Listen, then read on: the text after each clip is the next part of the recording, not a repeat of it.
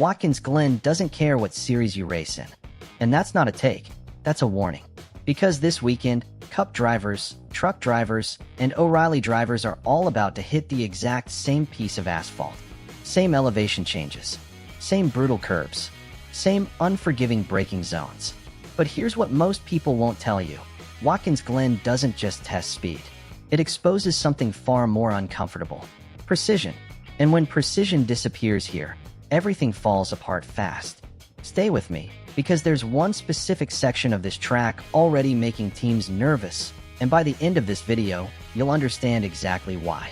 3 NASCAR series, 1 road course, different cars, different skill levels, different braking zones, but the exact same consequences when you get it wrong. That's what makes this weekend different.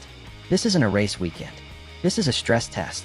And if you're someone who wants NASCAR analysis that actually goes deeper than highlight reels and PR quotes, hit subscribe right now, because what this weekend reveals could be uncomfortable for all 3 series. Here's what people get wrong about Watkins Glen. They compare it to Talladega chaos or Bristol aggression, and they think road course racing is just about who has the most talent. It's not. Watkins Glen is nothing like those tracks. This place punishes hesitation. It punishes overconfidence. It demands braking precision, throttle discipline, curb management, and above all else, mental composure held together for 90 straight laps. The elevation changes here narrow your margin for error to almost nothing. The bus stop complex hits your car so violently that drivers are genuinely correcting the wheel at 170 miles an hour. And the downhill braking pressure into turn 1 will absolutely destroy any driver who isn't completely committed. Tiny mistakes at Watkins Glen don't stay tiny. They grow fast. And one series this weekend may be far less prepared than anyone is willing to admit. Let's talk about the trucks, because this is where things could genuinely get ugly. Trucks are heavy. They're unstable under hard braking. They generate less grip than Cup cars, which means will hop is a constant threat, especially through compression zones and curb transitions. Drivers in the truck series tend to over-attack entries, not because they're reckless, but because that aggression works at most NASCAR tracks. Watkins Glen is different. Here, aggression without precision is a crash waiting to happen. Think about restarts into turn 1. Think about dive bomb attempts through the bus stop. Think about drivers trying to force moves in places where there's simply no room for error. The problem in the truck series this weekend isn't going to be speed. It's going to be control. But here's the thing.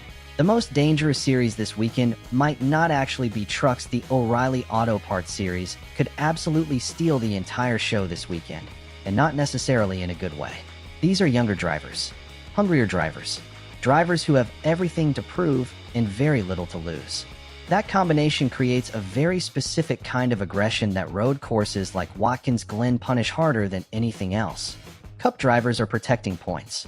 They're calculating risk. But O'Reilly drivers? These guys are trying to change their careers with a single race. That desperation makes them brake later than they should. It makes them overdrive entries. It makes them take risks through curb sequences that Cup veterans would never attempt. And on a track as narrow and as technically violent as Watkins Glen, that desperation creates one very specific danger, and you're going to see it play out in real time this weekend. Let's pause here for a second, because the real story of this entire weekend keeps coming back to the same place. Most fans think Watkins Glen is ultimately about road course talent, about who has the smoothest hands, who can carry the most speed through a corner. And that's part of it. But surviving Watkins Glen isn't about being smooth for one lap. It's about holding that precision together under pressure for 90 consecutive laps. Pressure changes how drivers think. It changes how they breathe. It changes the decisions they make in fractions of a second. And that pressure all comes to a head in one place. The bus stop is the real story of this entire race weekend.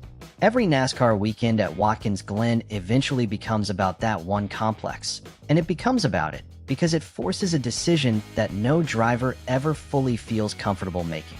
The entry is fast and slightly blind.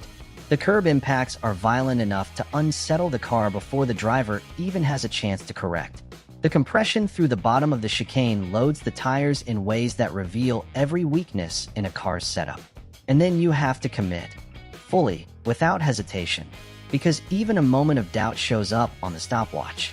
The bus stop forces drivers to decide between safe and fast. And by Sunday, somebody in one of these three series is going to make the wrong decision at the worst possible moment.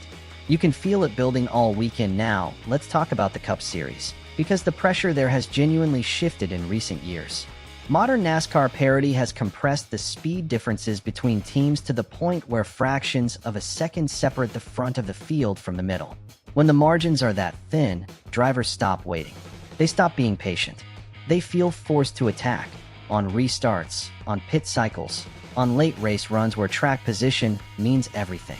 Watkins Glen used to reward the drivers who were willing to manage the race, conserve the car, and strike at the right moment. But today's NASCAR rewards urgency. And urgency at Watkins Glen, especially combined with playoff pressure, creates desperation braking, aggressive dive bombs, and late race chaos that the track simply isn't built to absorb cleanly. The margin for error in the Cup Series is completely gone. And there's one specific reason this weekend could spiral faster than anyone expects. Here's the thing that ties all three series together. And this is the part most analysts miss completely. The cars are different. The talent levels are different. The goals are completely different. But the pressure is identical. Every single driver who straps in this weekend, Cup veteran or first-time O'Reilly starter, will eventually hit a human limit. Watkins Glen finds that limit. It exposes the moment when a driver's confidence tips into panic, when a tiny hesitation turns into a lost position, when overconfidence turns a race win into a wall. And that's what makes this weekend so fascinating to watch at the analytical level. Because this track doesn't expose horsepower. It doesn't expose aero packages or tire strategies. It exposes decision-making. Pure, raw, high-speed decision-making under pressure. And this weekend, NASCAR may learn something genuinely uncomfortable about all three of its series at the exact same time. By the end of this weekend, some drivers are going to look fearless. Their precision is going to hold. Their decision-making under pressure is going to look effortless, and you'll walk away thinking they were built for road courses. But some drivers are going to look exposed. The hesitation is going to show. The over-aggression is going to cost them.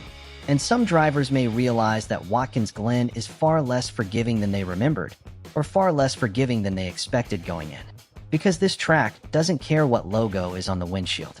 Cup, Trucks, O'Reilly. Watkins Glen tests everyone exactly the same way. So which series do you think struggles most this weekend? Cup, Trucks, or O'Reilly? Drop it in the comments, because I genuinely want to know what you're seeing. And if you want NASCAR analysis that actually goes this deep every single week, not just race recaps, but the real story underneath the racing, subscribe. Because this weekend is just getting started.